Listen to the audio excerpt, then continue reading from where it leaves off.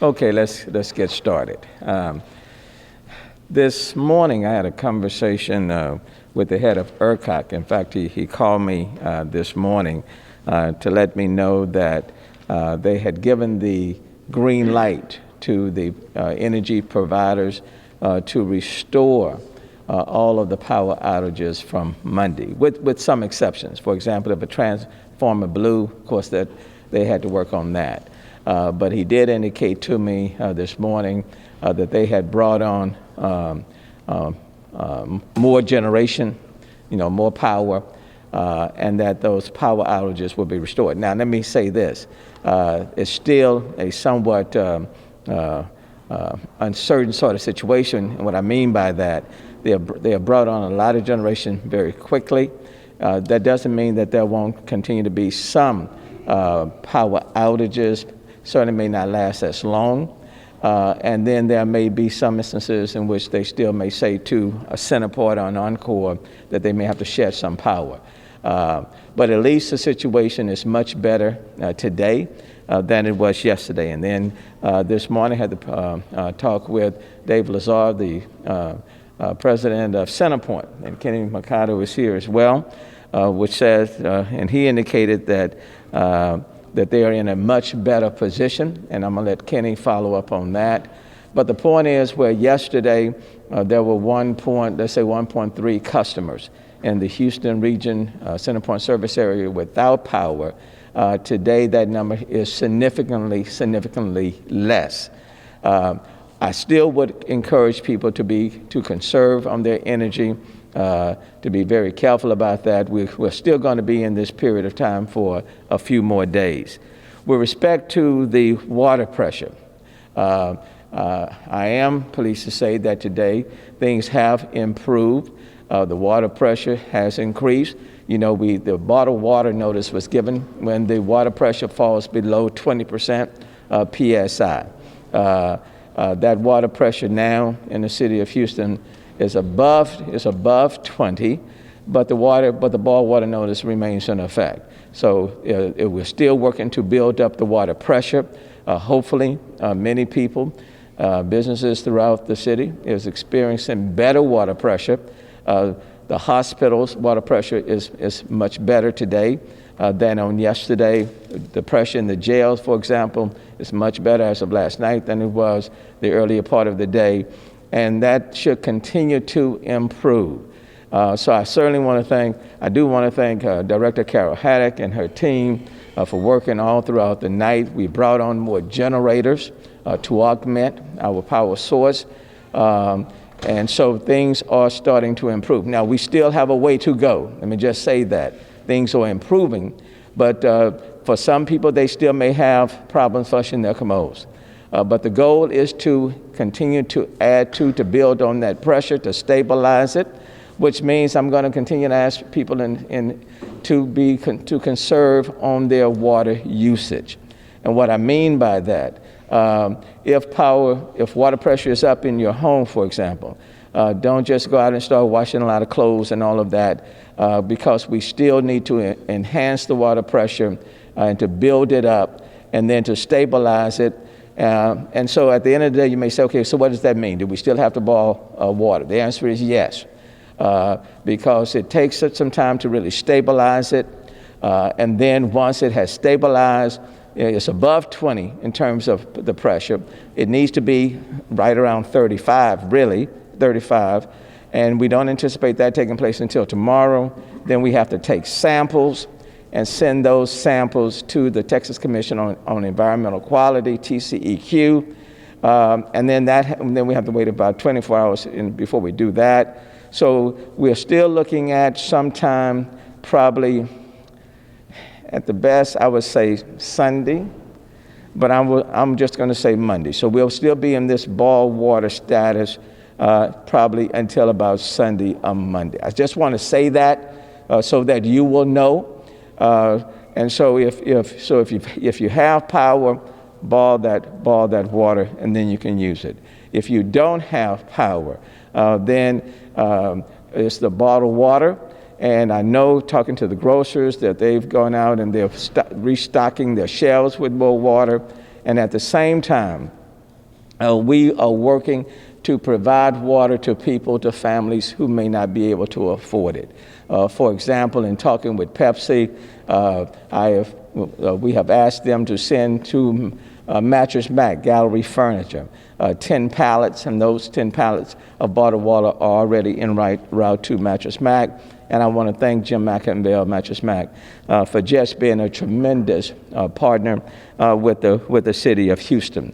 And then as of today, we're going to be working through the district council members' districts. There are 11 district council members, and I have asked them to identify sites in each one of the council members' districts. And then we will be providing water to each one of those sites. And it's my hope that we can have that up and going by today, by 2 o'clock. But certainly by today. And then they'll be distributing water to people in their respective districts. We want to do it this way because we don't want everybody to just be converging on just 1 or 2 sites. We want to kind of establish sites throughout the city that will be accessible by a lot of individuals. And so we're going to be working through the city council members' districts. There are 11 of them throughout the city of Houston. They will identify sites, and then we will make those sites available. And it's my hope that they can start distributing water at no cost at about 2 o'clock today. So that's on the water distribution and the bottled water notice. I will say to you that the airports are now operational, and so we're moving forward on that front. With respect to, let me back up on the water pressure. Things should be much better now at the various hospitals throughout the city of Houston in terms of the water pressure. And then certainly another priority were the fire hydrants for Chief Pena and all of the firefighters. And I know the pressure has to be above 20 for them to be able to effectively do their job. And so that's been the top 2 priorities: our hospitals and our fire hydrants. And then lastly, before I bring up Chief Bunick, once power is restored and stabilized, once the water pressure is up and stabilized, and we are out of this bottled water notice, which I hope will be no later than Monday, the question then becomes, what about families and individuals who, when the power came on and the pipes burst and the ceilings fell in and a lot of damage was done to their homes, and they don't have insurance and they don't have the financial means? How do we assist them to rebuild and to ease the pressure and the anxiety on them, especially for our seniors and especially for low-income families who were already on the margins because of the coronavirus and so many other factors? With that being said, it is my intent to set up a fund similar to what we did with Hurricane Harvey that will be able to assist people financially, assist them in being able to identify contractors and other nonprofit organizations that can help repair their homes as they move forward. I've had a conversation, for example, with Dave Lazar, who is a CEO of Centerpoint, and he has agreed to serve as the chair, and we'll provide some additional details on that fund, probably if not later on today, tomorrow, as we work out the details. And I've talked to several other corporate leaders, corporate as well as other philanthropists who have also agreed to contribute to this fund already. But what I want to say to families, to our seniors, people in our low-income communities, people who don't have insurance, and they are wondering and questioning, yes, the power is on, Mayor. Yes, the water pressure is up, but my ceiling has fallen in, and my house is damaged, and I don't have the means. How do I move forward? We want to do everything that we can to pull together as a city to help provide you with the support and the assistance to repair your homes, to repair those ceilings as we move forward. I also want to thank members of the faith-based community. I was just on a call about 45 minutes ago with other faith-based leaders and community leaders and other nonprofits who are also willing to step up. This is what we do in our city. This is how we make sure that we don't leave anyone behind, and that we recognize that people are already under a great deal of stress and strain, and so we want to assist them. And then lastly, the Mayor's Office for People with Disabilities is partnering with Crowdsource Rescue to deliver bottled water to people with disabilities who don't have access to reliable transportation. We want to make sure that no one gets left behind, especially the most vulnerable populations, and you can sign up for delivery at crowdsourcerescue.org/freeze, and that is crowdsourcerescue.org/freeze. And so again, whether you're in the disability community, whether you're low income, whether you're seniors, regardless of your status, this has been another situation that we've had to face. And if we work together, and I know we will, we'll move forward, and then we'll do everything we can to make sure that we build a city that's stronger, more resilient, and more sustainable, whether we are talking about the summer or whether we are talking about the winter. Let me first call on Chief Bunick, and then we'll go from there. Great. Thank you, Mayor, for your leadership and guidance during this critical situation that none of us have ever faced before. OEM is still working very hard with all of our city departments and then all of our local, county, states, and federal and private sector partners. So I want to thank everybody for this team effort that seems to be working. 911 calls are back to normal. This morning we received 382 calls versus 738 yesterday and 1,400 2 days ago. Power and water is our friend. We've also received reduced calls for requests in our Office of Emergency Management, since folks are able to charge up their durable medical devices. The city's also looking at opening up some park district buildings in our local communities as warming centers, and also for folks to be able to charge up their devices, because we're aware that most people have power, but not everybody. Fuel shortages that were reported the last few days seem to be working themselves out since we have power and there's no ice. It's our understanding that some of the stations that were closed reduced capacity, which caused lines at places that were open, and also the fuel tanks were not running due to ice on the road. Lastly, the GRB right now is under 600 people this morning, and we will keep the GRB up and running up until Saturday morning. At that time, we will be closing the facility. It was never set up to be a long-term shelter. Thanks again, Mayor. I do want to say, in reference to the GRB, because that was primarily intended for our homeless population, one of the good points that I want to make is that since we had, for example, at one point 797 people there, we've also set up stations there to work to provide people with temporary or permanent supportive housing.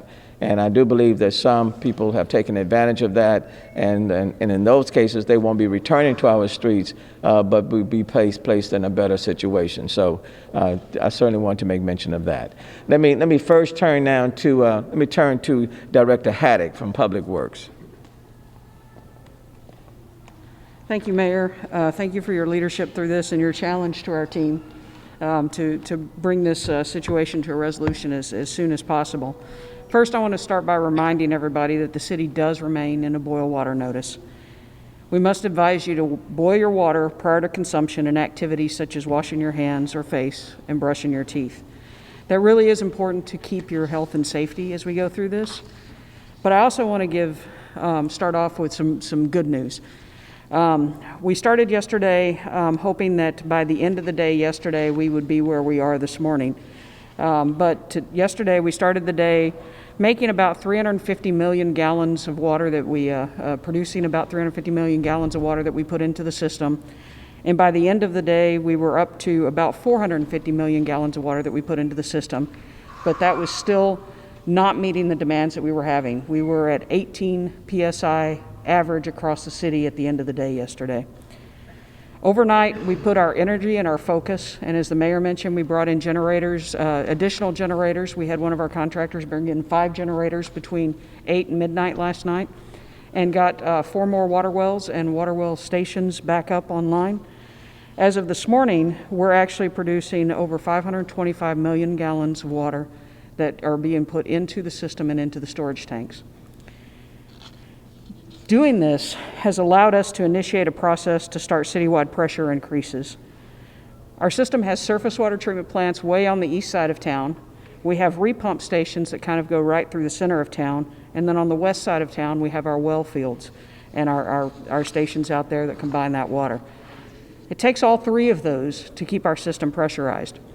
At 7 this morning, we started pushing water from the plants on the east side of town. And as the increased pressure made it to the repump stations, we engaged the repump stations to continue to push that pressure to the east, and then we turned on the well fields to supplement that. As of 9 this morning, we were repressurizing the system from all 3 areas of town, from the east, from the central, and from the west. By 9 a.m., the pressure had risen from 18 PSI last night to 23 PSI, and at 10 a.m., the average across the system was 26 PSI. This is a really important number for us. At 26 PSI, our firefighting operations are back in business. It's also that is above that minimum 20 PSI regulatory threshold, but it still doesn't bring us out of the boil water. So what we're doing this morning is we're working to stabilize around that 25, 26 PSI, make sure that we get the full system up to that, all the way from the east to the west. And then we're going to build on that pressure throughout the course of the afternoon. It is our goal to be at or above 30 PSI by the end of the day, but that is going to very much rely on every one of you as Houstonians to participate in making this happen. We're going to need to make sure that you minimize your water use, that you use water for truly critical functions, and that if you have a burst pipe, that you turn off the water to the system or to your home until you can get it repaired or at least plugged off. And if you don't know how to turn off your system, we have many, many staff members that are on call, stationed around town, and ready to show up and help you do that. Call 311 and they will get you directly to them. We'll get your address, your name, and we will have somebody come help you get that turned off. We're asking that if you live in an apartment complex, that you call the manager of your apartment complex. The manager are the ones that would call 311 if they're having problems. And also, if you see a break in our system, we want you to call us at 311 so that we can send our crews out to address those breaks. I want all Houstonians to understand that we absolutely understand how critical access to safe drinking water is for basic health and safety.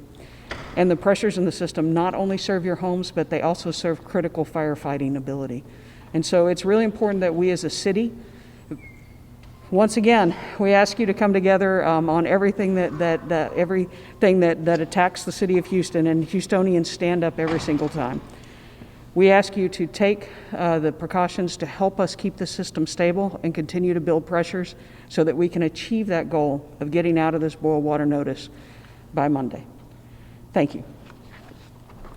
Thanks, Director Haddock. I want to emphasize, if your pipes burst, please immediately turn that water off.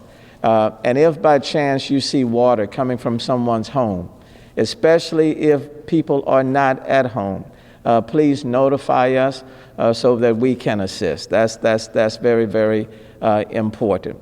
And just bear in mind, all of these elements are interconnected. And so whether you're losing power, then the water pressure, all of these things are interconnected.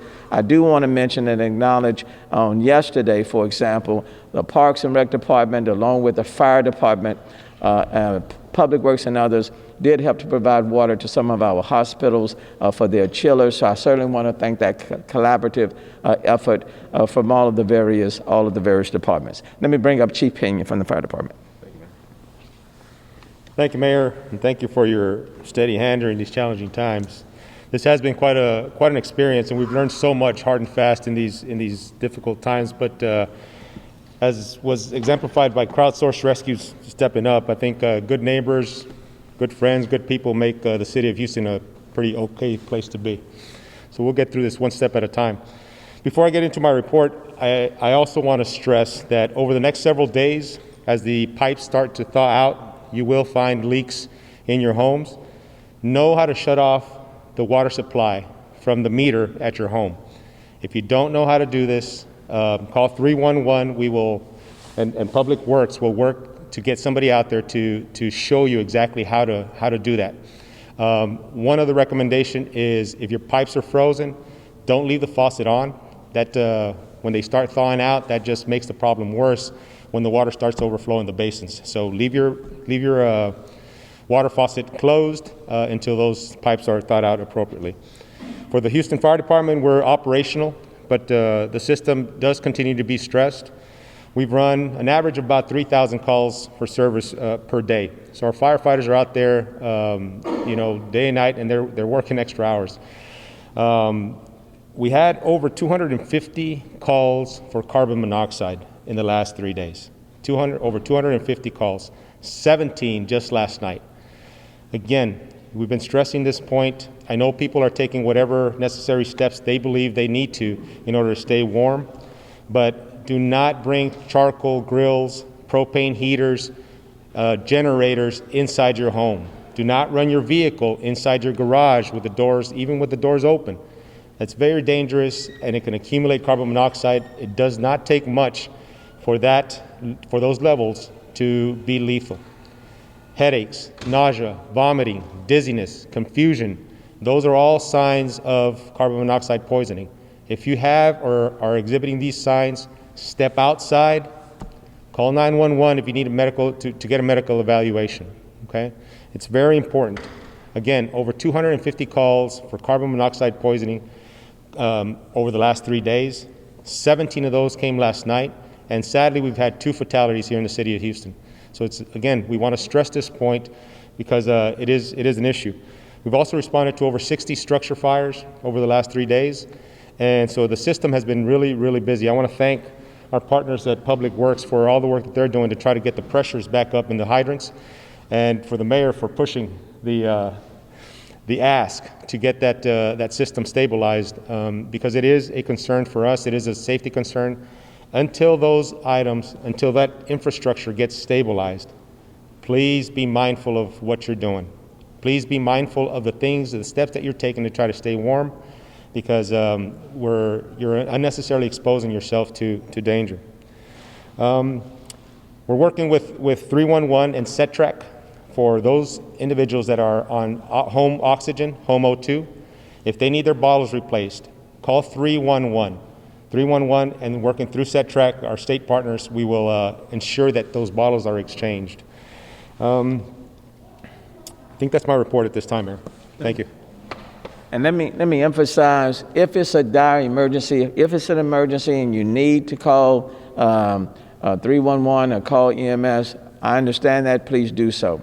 But if it is not, let's say, for example, if you're at home and you just feel very, very cold, or some discomfort, let me ask you not to do that, because that will tie up our EMS units, that will tie up the emergency rooms. So don't use the EMS and the emergency rooms when you're at home and you don't have the power and you're feeling you're cold.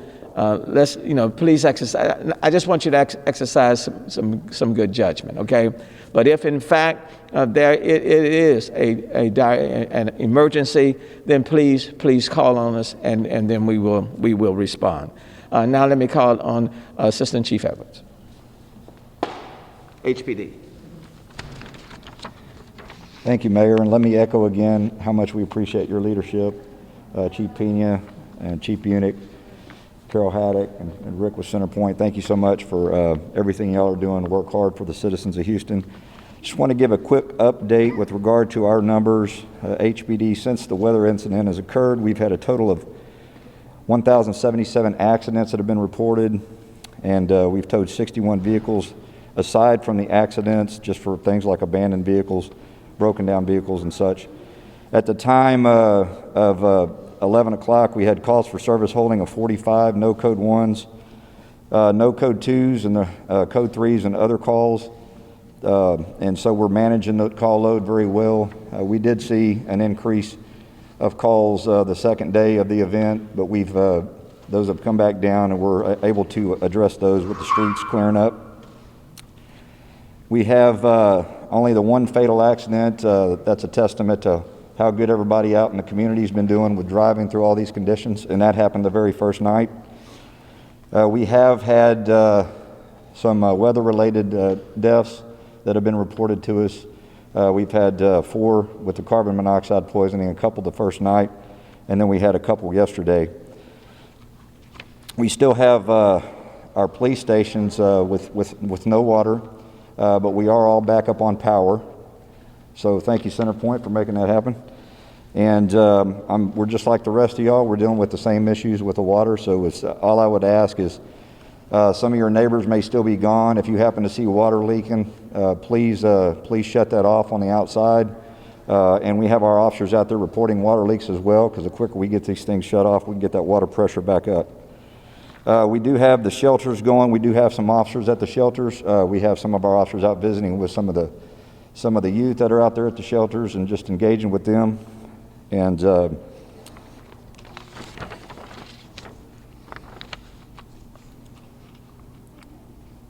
that's all I have as far as that. With the, does anybody have any questions for us? And hold on 1 second. One more. Let me bring up Kenny Mercado, the Senior Vice President for CenterPoint. Thank you, sir. Thank you, Mayor. And I was telling him a few minutes ago, he's the expert of experts when it comes to crisis management. So it's a pleasure to work with you. Thank you for everything. As you heard from the mayor, we're not done yet, but we've come a long ways in the last 24 hours. Yesterday at this time, 1.37 million customers were out of power. Today, it's about 40,000 customers without power. We won't stop until we get every single customer back on. We have the best linemen in the country working in your backyards today, safely, very experienced, well prepared. Let them do their jobs, and you will get your lights on as quickly as we can. We want to really, when you think about what happened yesterday, from about 5 p.m. last night till about midnight, we saw just a significant amount of generation come online across the state of Texas. It was a big impact. And as a result of that generation coming back online, our infrastructure was ready to serve, and we properly and efficiently and safely delivered that power, that generated power, to all of our customers here in the greater Houston area safely. And many of you by midnight or in the early morning experienced your lights back on. As the mayor said, we're not over. This is one time where we've added so much generation that it puts a significant impact on our grid. So think about it as on and off, on and off. So we're monitoring it very closely today. We have ample, across the state of Texas, we have ample reserved right now. And so we're going to continue to watch how well the generation stabilizes. And we hope, Mayor, that it will continue to stabilize. But tonight's another cold night, so we'll be working around the clock. We'll be watching carefully to make sure that the units stabilize and that we can focus on the customers that are still out and get everybody back to normal by the end of the day or by tomorrow. I just want to reach out and say thank you to our gas and electric employees, Mayor. As we went through this exercise, they constantly were making sure we had the right supply of gas to serve all of our customers and had us ready to provide service to all of our electric customers. And that coordinated effort made a big difference, as you mentioned earlier. Last thing is, we still need your conservation. Conservation is critical today and tomorrow. Think of this as a large amount of power is coming onto the grid, just like water. And when it does that, it will stress the wires because you're going to overload if you have too much inrush. So we're asking you to efficiently use your services for water and electricity and allow us to do our jobs.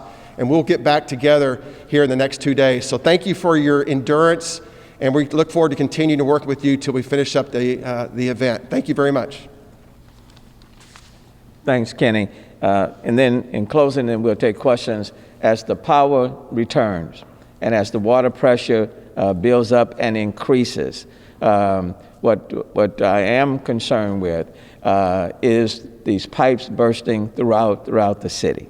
Okay, that's what concerns me. So please pay very close attention to your homes, to your neighbors' homes, people who are not at home, because that too will impact the water pressure.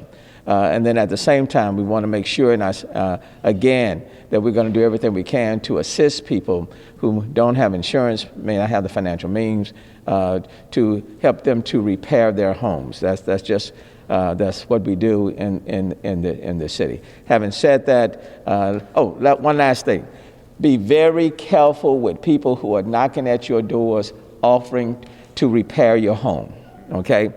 Make sure you're dealing with plumbers who are plumbers and not con artists, okay? Especially for seniors and others. Please be careful. There'll be a number of people knocking on your doors, offering to repair your homes, or saying they're from Centerpoint or Reliant or you name it. Please be very careful allowing people into your home, or you paying people, giving people money, and then they end up absconding with what you gave them. So please be careful of that. I'll stop and we'll take any questions. Another hard freeze for tonight. Water pressure getting where it needs to be. What do you advise people on drinking water on the pipes? On the drinking water, if you have power, boil the water first, okay? Right at 2 minutes, if you have power. If you don't have power and can't boil the water, then that's where the bottled water comes in place. And so that's why, in addition to what's being provided at the stores, and I do want to thank the retailers who are really stepping up, and they've got a number of trucks coming in. I talked with Joe Kelly, president of Kroger's, before this press conference, and they literally have hundreds of trucks that are rolling into the area, so I want to thank them.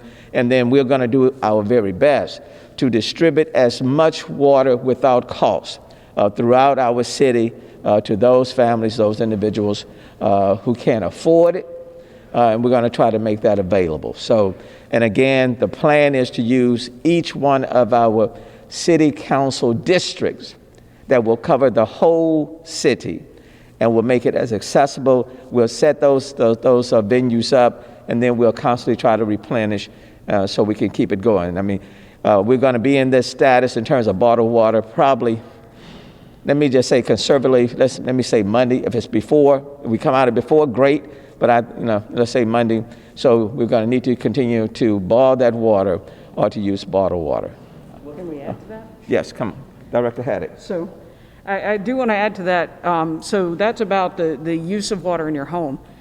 As you started out, we're expecting another hard freeze tonight. If you've been lucky so far and your pipes have not burst, we would encourage each of you to very strongly consider turning off the water to your house and draining the pipes for the night.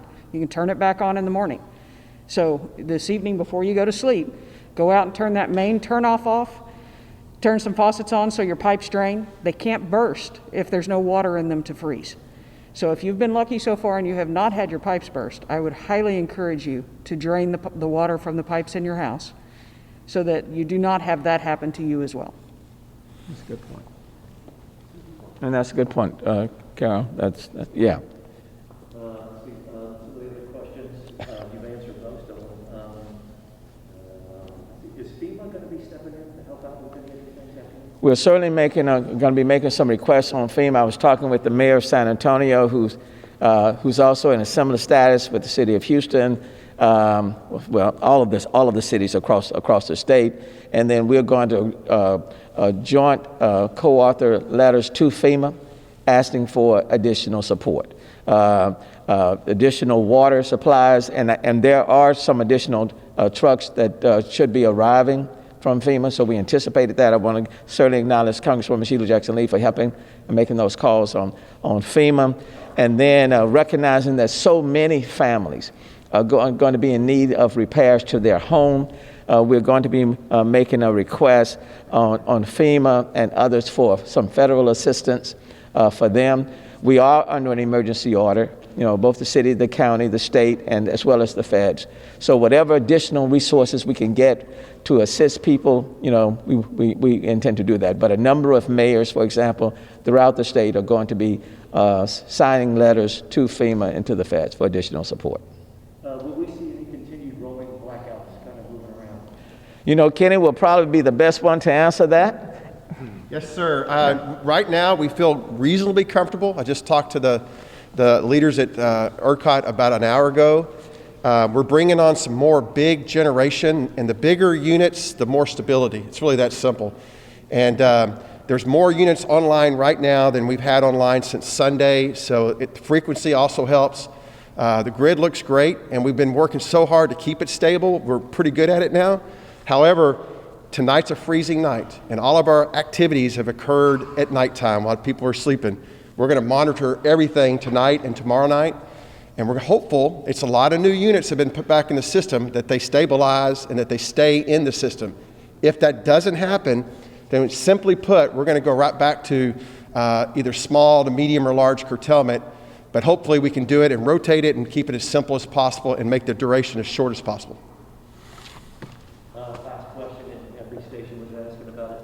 Have you spoken with Ted Cruz, and what do you think about his Cancun trip? Well, it's certainly much warmer where he's going. Let me just put it like that. Look, my task as the mayor of the city is to stay on the ship until everybody's needs are met. Until the power grid stabilizes, and we know that the power is going to stay on and we're not facing any rolling blackouts, until we bring up the water pressure such that everybody can flush their commodes and can have clean drinking water. The job is not done, the mission is not complete until that's done. And then sometimes, you may not be getting water. Let me just say that the city of Houston has not turned off water. So if the pressure, for example, is up and your neighbors have it and you don't have it, it may be something else taking place. But my job is to stay here until the situation is resolved. So that's I'm gonna let the senator speak for the senator. What I will say to you in my 5+ years as mayor is that I've had plenty of practice dealing with these situations. I don't need any more practice, So, Mayor, I have one more question about Kingwood and Clear Lake, and we need to clarify they're not. Oh yeah, now Kingwood and Clear Lake are not under the bottled water notice. Kingwood, Clear Lake, they are not under the boil water notice. They're on different systems. They're on different systems. They're not a part of the main system that we're talking about. So the boil water notice does not apply to Kingwood, and it does not apply to the Clear Lake region. Okay, I want to be that clear. Now let me go back. I don't need any more practice. Okay, I've had enough practice.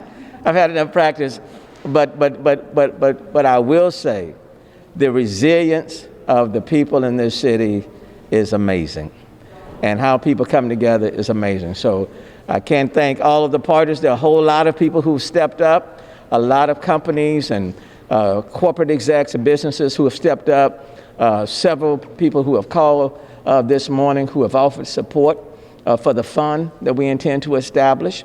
And they will be serving as the advisors, not anybody from the city of Houston. And so that's encouraging. So a lot of, even in the midst of what we've gone through this week, a lot of positive things have come forward. And and in spite of it all, we still have so much to be grateful for. So depending on what happens for the rest of the day, I intend to probably give another update at the end of the day, because we really want to drive home to people about the danger of carbon monoxide. Because I know people, they're doing everything possible to keep warm. but there's danger in doing things the wrong way. So we really want to emphasize that. And then again, I want to say to people, don't rush to the emergency rooms if it's not an emergency. Don't tie up our EMS units if you don't have to. Save the EMS units for people who really need to go. And I say that very delicately because, you know, if you're sick and really bad, then we want you to go. But if you're not, please don't use the emergency rooms as a warming center. I guess that's what I'm saying. Don't do that. All right, I think that should do it. Appreciate it. One more, Mayor. Oh, I'm sorry. Clear Lake issued boil water this morning. Well, you know, I said not Clear Lake. They're on a different system. But Clear Lake this morning, they had to issue a boil water notice as well. Again, when that pressure drops to a certain level, you're obligated to give the boil water notice. And that's why it's the city of Houston, many of the surrounding areas, it's San Antonio, it's Austin, many of the surrounding areas around Dallas. It's all over the state. But, you know, this too shall pass, and we'll get through it. Thank you so very much. Appreciate it.